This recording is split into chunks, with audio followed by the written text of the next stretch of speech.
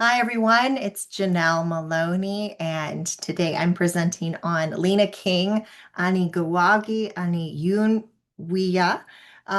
She is a member of or a resident of the City Loosely Cemetery over at the Pioneer and Military Memorial Park in downtown Phoenix.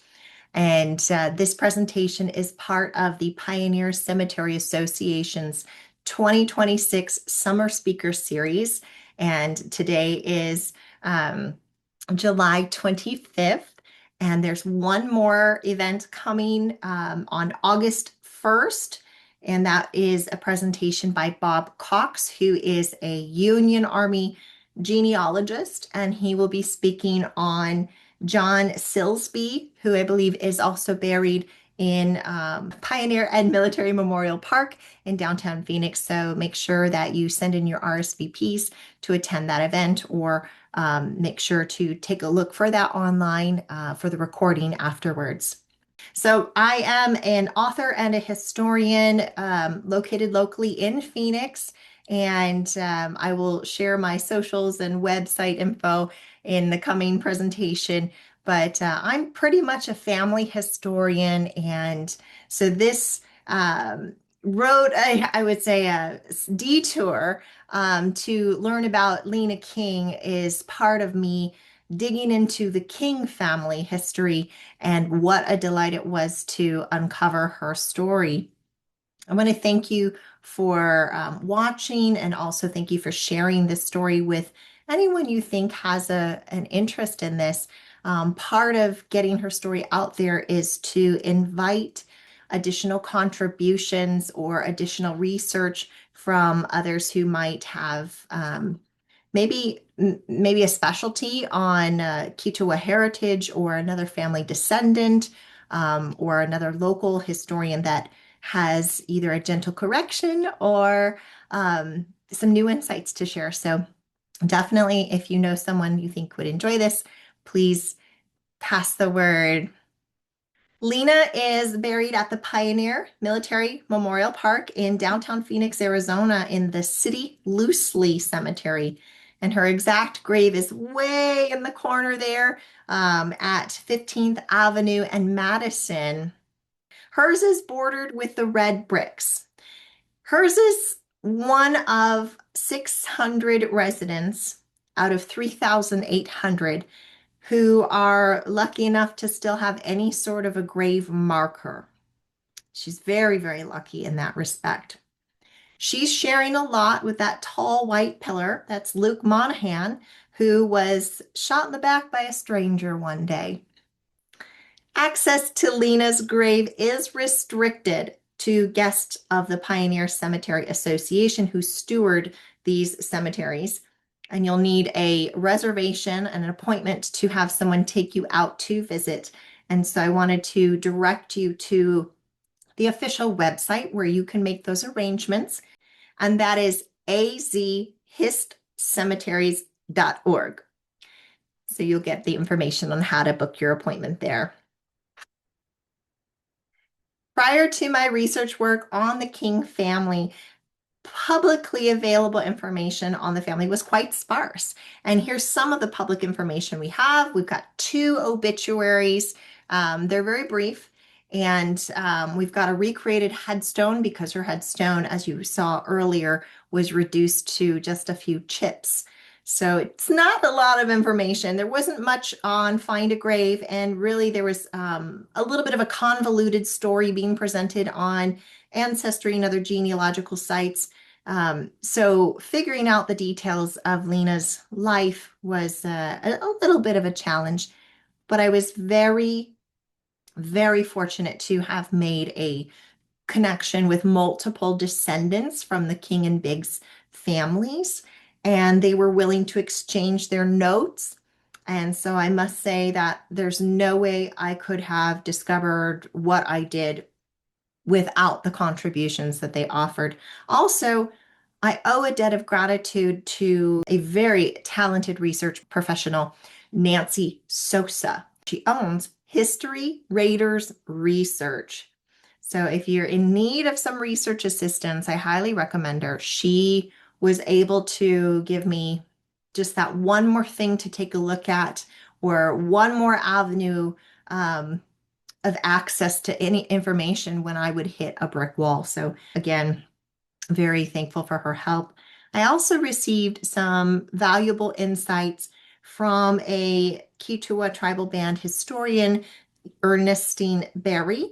And so I do have to say thank you to her for spending time with me to talk through some of the concepts that are presented in today's talk. Well, on behalf of an entire team of researchers, allow me to introduce you to Jacquelina Biggs King, or just Lina King. She was born 1844, died 1887, age 43. She is without a doubt one of the most beautiful women I have ever come across in my family history research and pioneer work in this state. She's shown here at 16, 20, and 40. And I should say that every single family photo that you'll see today is given to us with express permission from J. Daniel Mahar, who's her direct descendant. Lina is part of the Anigiwagi Ani Yunwiya, and that is principal people of the Kituwa. Sometimes we generalize this as the first people, right? The Kituwa are the original people of the Cherokee Nation. And before I go too much further into this, I do want to offer a very humble disclaimer that I don't find myself to be qualified to speak on this topic of Kituwa history. I think there's much better options out there. And so please take what I tell you today with a measure of salt, please. And there might be opportunities in today's presentation for some gentle corrections that come later. And it's just been a very humbling experience. So I am giving you what I know basically from the peanut gallery. And so just make sure that when you look into this, if you look into this, you do pursue additional sources and you do go a little bit deeper than what we're sharing today, okay? So though these people groups are ancestrally linked as Kituwa people, as early as 1810, even earlier, the Kituwa and the Cherokee have been politically differentiated. Their separation is rooted in divisions of language use, preservation of traditions, matters of religion, and politics. It's an unpleasant division, but it's a very important distinction for us to understand when it comes to Lina's story. The divide includes at least these three elements. One, a refusal or willingness to compromise with U.S. government demands. Two, a refusal or acceptance of the name Cherokee. That means people of different speech. That's a Muskogee or Creek word. That's not their original name. They don't call themselves that. And this conflict here, this language use conflict, is similar to in Arizona, using the word Navajo for the Diné people, rather than saying Diné, which would be the correct word choice. And number three, a refusal or acceptance of civilized dominion, including giving up homelands, learning English, and converting religions. And that division can be loosely compared to those who were living in the North and the South during times of the American Civil War, without the war, but that painful distinguishment of what was once one people, united people group, becoming suddenly us and them.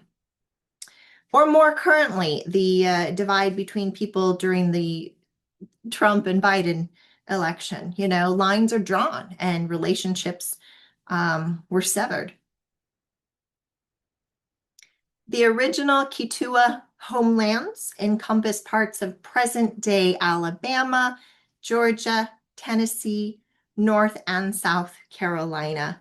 Other states are shown here in this very old map, but the state boundaries have changed. But I wanted to show you this because their homeland was rather sizable. And shown is an abbreviated family tree. Lina's Keetoowah bloodline is very well documented. You can see anyone with that in blue. But due to intermarriage, interracial marriages, her and her siblings are believed to either be the last generation to qualify or the first generation ineligible to qualify for tribal enrollment when that 1/4 blood quantum law was introduced. But again, I'm not qualified to take an official position on that. So we'll look at some of the early records. In the 1850s, her mother registered Lina as an old settler Cherokee, which is what the Keetoowah were called. It's a separate registration of the Cherokee. So even the US government recognized them at that point as being a separate body of people. I do think it's funny that whoever was transcribing Gyan Miller's records has her down as Jack O. Lane. Another reason why this was sort of a fun little rabbit trail, all these little extra tricky things to navigate. And then later we have this document from 1872. This is a transcription of a court record from Fort Smith. And this document clearly identifies Lina and her brother as members and residents of the Cherokee Nation. In fact, there's a man who testifies for them, and he says, "I have no doubt of their Cherokee blood." And that's in 1872. But Lina's children were unable to claim any tribal benefits, and only one has ever really embraced their heritage. One of her sons claimed that he was on the Dawes rolls as a Cherokee, and he flaunts his registration number, which has since proven to be fictitious. Also in Lina's family tree was her step-uncle, Jesse Chisholm, who's very famous. He was an important diplomat and intermediary between the Cherokee people and the US Army. Much has been written about him. So to keep things straight, we're going to take a look at a timeline here. Again, this information is highly oversimplified. Please don't quote me. Trying to navigate all of this very complex information was quite humbling for me personally.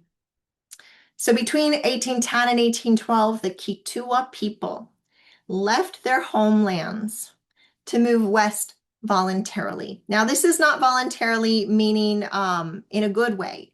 This is a matter of survival. This is moving was a way for them to prevent further bloodshed because the Keetoowah people were some of the last to resist white settler encroachment and dominion. So this was a matter of, we don't want any more bloodshed. Please let us go somewhere. We'll get out of your hair and we'll be done with all of this, right? Also, Jacquelina's great-grandfather was a signer on the 1817 Treaty of the Cherokee, and this granted the Keetoowah 7 million acres of land in present-day Arkansas. I said the word granted. That's not really the right word. It's a lot more technical than that. But again, I am condensing some very complicated topics and oversimplifying them probably far too much. And then in 1830, the president, Andrew Jackson at that time, signed into effect the Indian Removal Act, which initiated the traumatic migration of Native Americans from the East in an event we now remember as the Trail of Tears. They were required to move into Indian Territory, which was a geographical concept, loosely defined at that point as being west of the Mississippi River. And because of the distinctions between the early Keetoowah removal and the later Cherokee removal, the US government distinctly recognized them as different groups, and the Keetoowah were on that old settlers roll, which was just seen. We saw that record with Jack O'Lane from 1851, which was different than the Dawes Roll, which comes later. And the old settlers received one single payment for the troubles, I guess, one compensation settlement. Later, the Cherokee and other members of the 5 civilized tribes would be on that Dawes Roll, and they would receive ongoing annuities from the U.S. government. So another very, very large distinction between their people groups there. So again, Indian Territory is this geographical concept, and it's also rapidly shrinking. As you can see here, it was at that point Louisiana Territory, then it shrunk down to Missouri Territory, Arkansas Territory, and eventually Oklahoma. In Arkansas, the Keetoowah were moved into this portion shown in green per the Bureau of American Ethnology's 1896 map. This is those 7 million acres. And this put the Keetoowah in direct conflict with the Osage and the Chickasaw. So these people groups were now forced into war or forced to relocate at that point. And then around 1828, before the Trail of Tears, the other Cherokee were granted, again, that's not quite the right word, the same 7 million acres. And so they were sent onto the same property that the Keetoowah were already occupying. And this was a violation of the 1817 treaty, a duplicitous arrangement that put these two cultures who have now created the us and them situation, they put them on top of each other. Quite uncomfortable, right? A few years later, the Cherokee would lose that residence and they would be forced into Oklahoma.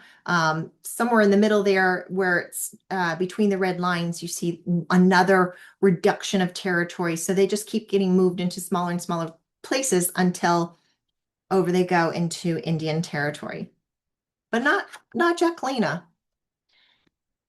Marked on the bottom right is a black circle. That's where the Arkansas post was. That's where her father was working. He was a European from North Carolina, and he'd been operating a very important trading post on Cherokee lands until the U.S. Senator Montford Stokes, who was Andrew Jackson's appointed chairman of the Federal Indian Commission, responsible for overseeing the Indian Removal Act. He decided he was going to acquire the Biggs property and make that trading post his new headquarters.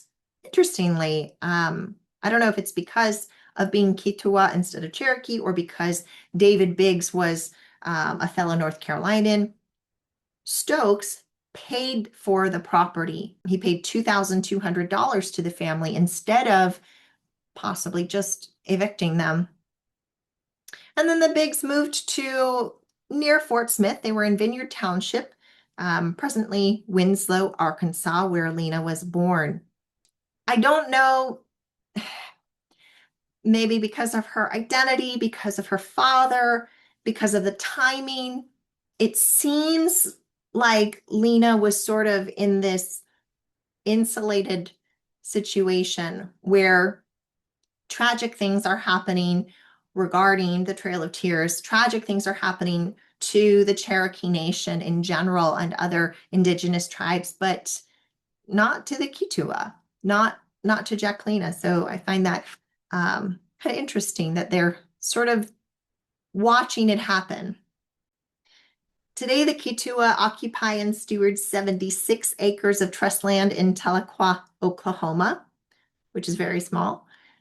Before 2019, they actually did not have any federally recognized trust land. And so the ruling granted them acreage out of a portion that was previously granted to the Cherokee. So that's an interesting flipping of the script there. And then the Cherokee sued the Department of the Interior over this, but they lost. If we revisit that timeline here and we look a little further along, I want to point out that the Biggs began a westward migration between 1846 and 48, stopping for a minute in Northeast Texas. There, the family became ranchers and they raised horses, mules, cattle, sheep, and swine. And by 1853, all that cattle population was at 500 head. So they had really grown an enormous cattle ranch. And it all belonged to Jacquelina's mother, Martha. Very interesting. Very progressive, right? Yeah, unless we look at the circumstances. So going back to 1851, Martha Chisholm Biggs claimed her old settler payment from the US. And shortly after, she allegedly purchased everything her husband owned, which would take all of her money and put it in his pocket. And then within 2 years of that sale, Martha is believed to have died. David remarries. That would put all of the possessions back in David's pocket. So now he has all the money and all the possessions. Is it suspicious? Yeah, a little bit. But again, peanut gallery. I don't know all the details. From Texas, the family moved to Tulare County, California, where 15-year-old Lina fell in love with a handsome local saddler with better ears to hear you with, my dear. Sam Houston King, that was his father's name, so he went exclusively by Houston. Just one more reason that family history research can get tricky.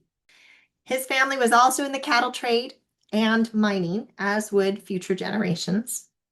And this couple married just a few weeks before Alina's 16th birthday, Houston being 8 years her senior.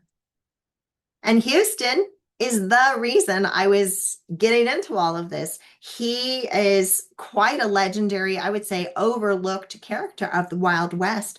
And he's got some very fascinating exploits in various Southwest states that I look forward to publishing in the future.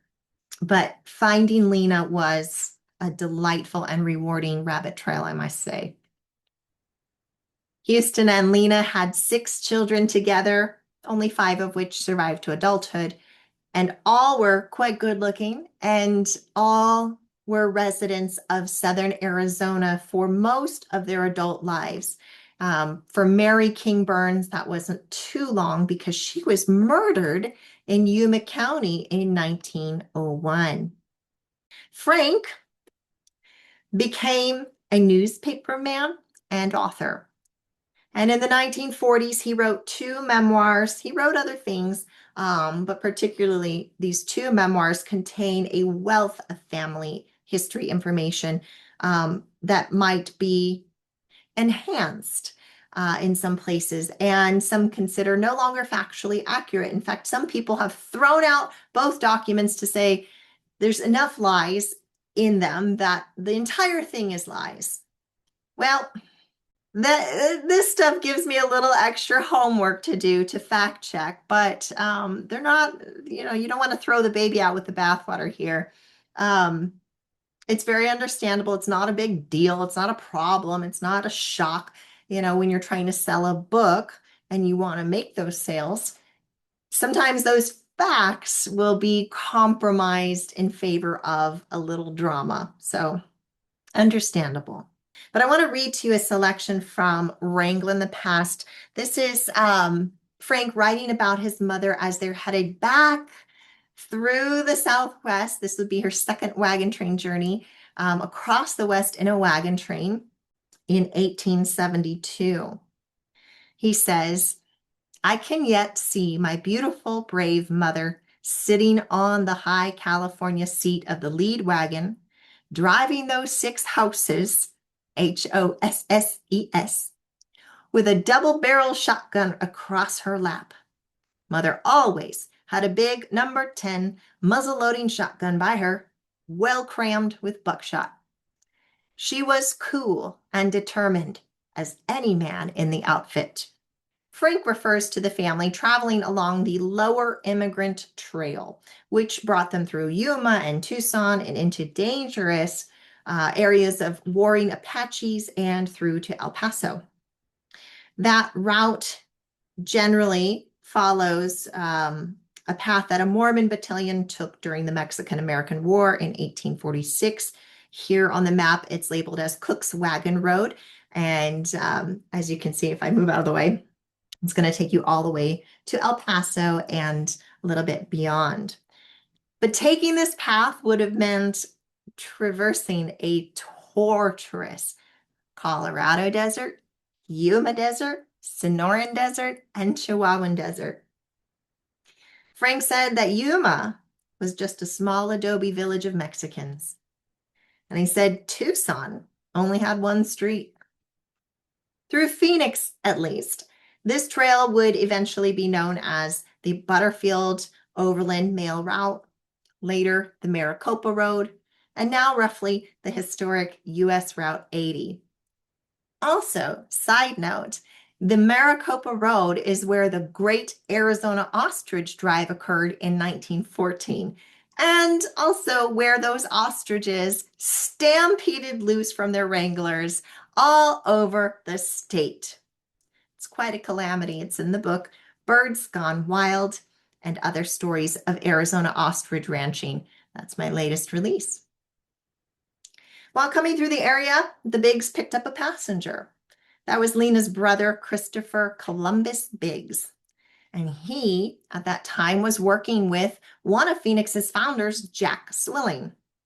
He owned the Swilling Irrigating and Canal Company, and they were revitalizing the ancient Hohokam Canal system along the Salt River.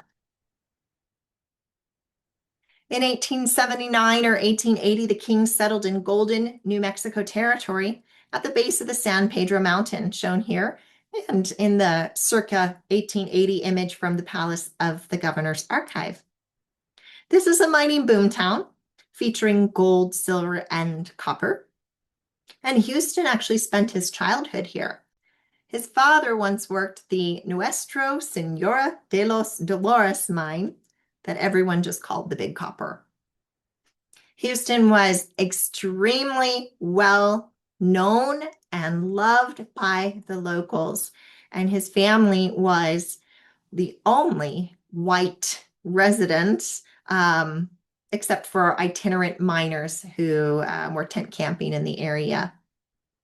And it's here that Lina perfected her Spanish, making her trilingual with Quichua and English and Spanish. Like his father once did, Houston dabbled in mining, but he also operated a mercantile and a hotel in this settlement. Of course, Lina is going to be the shopkeep and the laundress and the cook in these establishments, very typical of any pioneer woman. Shown here is an image from the Center for Southwest Research, and we can see the town as it was in 1890. Pretty close to the mark there are the ruins of a very large stone building that appears to have 5 distinct rooms, and maybe even more. Perhaps it was a 2-story. Looking at the picture, it's so large, it might have been a 2-story. This building there is 1,200 square feet larger than the church. So I do wonder, and maybe another history buff can weigh in on this or find some additional records. Maybe that was the hotel. I don't know. That church that was down at the bottom, the San Francisco de Assisi, is still standing today. It's actually holding weekend services if you want to go. It's one of the oldest structures in the area, established in 1839. If the Kings were Catholic, maybe they attended services there. I don't know. And since I was out that way recently, sometime in the undetermined future, i.e. when I get to it, I'm going to put together a video tour of Golden, and we'll talk about the mining war that Houston King was a participant of, and that will end up on one or all of my channels that are shown here. These will appear at the end of the presentation as well. And I just want to really quickly say my name gets misspelled so often. So if you're having trouble finding it, please put in Hadi Historian. It's much easier to remember and much easier to spell, and that should bring up pretty much everything that I put out there. I believe that Houston and Lina moved to Phoenix at the end of 1886. And before a year had gone by, Lina's life came to an abrupt end. So here's what we know. She was 43, dying on September 6, 1887. The family held a funeral, so we know it wasn't a gross death and it wasn't a scandalous death. We know that Houston paid for her interment and paid for the installment of a beautiful all-white headstone, originally measuring 44 by 16 inches plus pedestal, which is actually a little bit larger than a standard military headstone, and it was 30 pounds heavier. And of course, the family we saw posted 2 different announcements in the state papers, which we know cost money. So we know that she was honored and her death wasn't some kind of secret or shameful thing. Unfortunately, vandalism of the past has reduced her beautiful headstone to a few chips showing just sort of the bottom of 3 and YS. I believe that's 43 years. And the beautiful white has been tinged over time, possibly by an organic growth. So I would love it if one of the viewers or multiple viewers would consider purchasing and donating or shipping directly to the Pioneer Cemetery Association a bottle of D2 biological solution so that they can treat this headstone and other headstones and restore them to their original beauty. That would be great. So why did Lina die so young? Well, the obituaries give us no hint. She wasn't sick or suffering per the obits. Frank's memoirs say nothing. She actually just disappears from the entire narrative, which is a little bit sad, but you know. So we're going to draw some clues in from context, things that were happening at the time in Phoenix. And my best educated guess based on these clues is that she died of heat stroke. Now, family descendants have expressed and pushed back. They say, we don't know, so don't say what you don't know. And that's totally fair. However, it is really fun to speculate. There's a lot of evidence that would support this. And I did check to see, you know, is there something genetic happening because her mother died sort of young, but we don't know that situation either. And her daughters all lived until their old age, except for the one that was murdered. So I didn't find any links there. So this is basically what I was left with. And I think it's a really good possible cause of death. So this year, 1887, the weather prophets, as they were called, which I think is just such a great word, they were saying that after a really difficult summer, starting in September, we were going to see a reprieve and then the temperatures were going to go down, but they didn't. As we see here in the news reports, the heat was oppressive and uncommonly warm and 110 degrees in the shade. It was so hot that the Tucson Star was cracking jokes about fresh laid eggs becoming hard boiled, and all the local dogs have their hair singed off, and that the fish in the Salt River could be caught parboiled. We think that the whole expression of, you know, we can fry an egg on the sidewalk in summer is new. No. These are pretty good. We might have to resurrect some of these sayings. But this story came out 13 days before Lina's death. Residents in Phoenix were generally informed about the dangers of sunstroke and the early signs. We knew that we would get headaches, nausea, dizziness, and lethargy. Plus, also sometimes giddiness, and disturbances of sight. And besides sunstroke, I've seen this condition called solar apoplexy, heat apoplexy, thermic fever, but my favorite, it's been called heat insanity. I think that's great. Treatments for sunstroke at this time included bloodletting, warm or hot foot baths, and packing the head with ice for the purpose of drawing blood away from the head so that you don't have a stroke, right? It was a good logic. And there was also the use of aromatic ammonias or smelling salts. Same concept, you're going to invigorate circulation and move blood away from the brain. And also quinine tabs or tonic water mixtures to address a general fatigue or a weakness, which I would say that's probably still possibly if you drink tonic water, a nice cold tonic water, that would be refreshing. But then there was this other theory that you needed to raise your internal temperature to equilibrium with the external temperature, and that would prevent you from getting heat stroke. So here's how they did that. They would pulverize cayenne peppers and add that to warm milk. And if you weren't quite ready to swallow that, you could also add it to some warm sugar water. And that would, I don't know if you've ever had cayenne pepper in your drinks. That would get your chest to be a little warm. You might get a little sweaty, even though you're indoors with the AC. So that was an interesting theory that they had. And these all seem, I would say, kind of medieval in nature. But these are actually the remedies that were presented to Phoenix residents in the newspapers within 3 months of Lina's death. So this is current medical knowledge.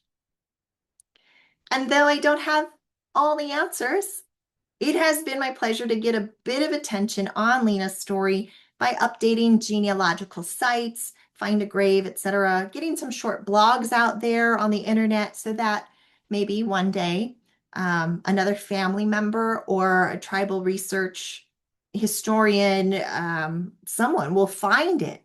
And then they'll be able to pick up where I left off. And again, offer some gentle corrections or add some new insights or write another part of the story. I would love to see that happen. Also coming out in August in the tombstone epitaph is Jacqueline Biggs King, Kituwa frontier woman. That's a longer story, and it's going to follow her. She crosses the Southwest 3 times in a wagon train, which is an incredible feat for any pioneer woman back then. And a later issue of the epitaph will include a detailed account of her husband's participation in the Golden Mining War. In the near future, the PCA will be putting a short biography of Lina on their webpage. And in addition, for those who are doing this history research, maybe it's family history, maybe it's local history or Kituwa heritage history, please reach out to the PCA because they now have a 35-page document. We'll just call it all of my notes about Lina. And anyone with a specific interest can request that document from them. Now, granted, that is not a polished item. It has not seen an editor. It is not intended for publication. But if you are beginning your research, that's going to be an extraordinary head start. But again, more to that story can be added. And there's definitely room for correction and growth and new exploration. So hopefully someone will find something new and reach out. Some other King family projects that I'm loosely working on are finding the grave of Lina's daughter that was murdered outside of Yuma, down by Gadsden on the border.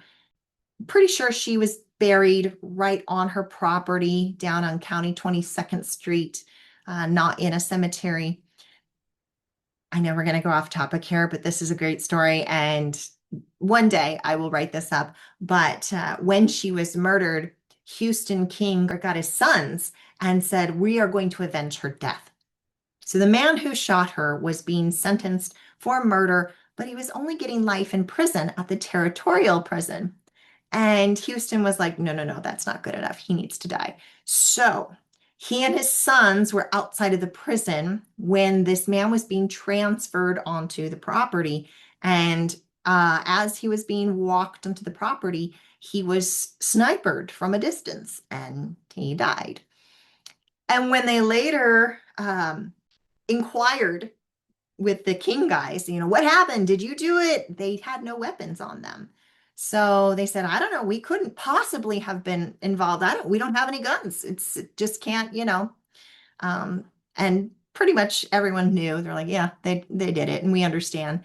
And no one was charged with any additional murder at that point, but some other day, right? I'm also looking for Houston's grave, which is out in Florence. He died just after City Loosely stopped accepting new residents. So he's not with Lina.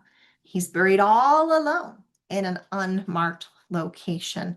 And from what's been posted on Find a Grave, less than half of those grave sites in Florence are marked. So that'll be a fun project for another day.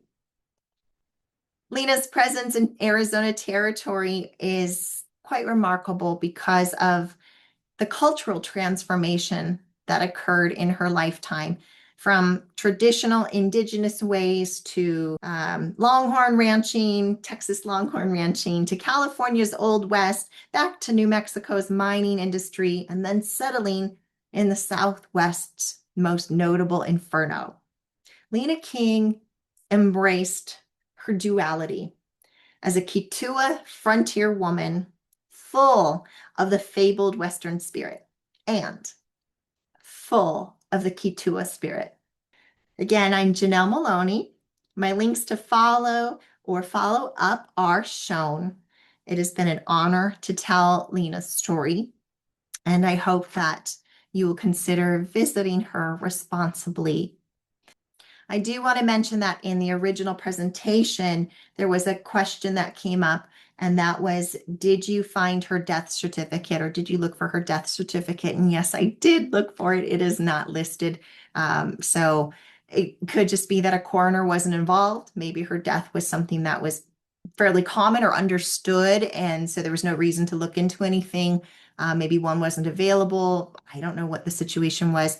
I can say that from my research into Oregon Trail stories, when the temperature is quite aggressive, it behooves the family to move quite quickly towards that burial and not have, an extended wake. So, granted, I don't know what their religion was, but it might have been something very simple, normal, and acceptable to get her in the grave as soon as possible. So, no, there's no death certificate out there. There's still a mystery surrounding that. But again, maybe someone else will be able to pick up on the clues and run with it and find a new theory for us. Again, thank you for joining us, and please do put on the calendar August 1st. Bob Cox is speaking for the Pioneer Cemetery Association on Union soldier John Silsby. Thank you for joining. Bye-bye.